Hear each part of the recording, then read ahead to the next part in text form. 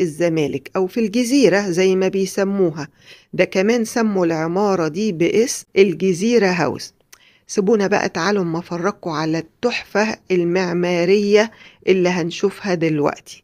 الجزيرة هاوس أو عمارة اليمني زي ما هم بيسموها في منطقة الزمالك. بص يا سيدي، لحد سنة 1910 كانت منطقة الزمالك كلها قصور وفلل بس، وكانت القصور والفلل دي للمشاهير ورجال المجتمع من السياسة والفن ورجال الأعمال. وفي سنة 1910 بدأ التوسع العمراني في منطقة الزمالك، علشان كده بنوا أول عمارة فيها وهي الجزيرة هاوس، اللي هي معروفة عمارة اليمني أو اللي موجودة في شارع عمارة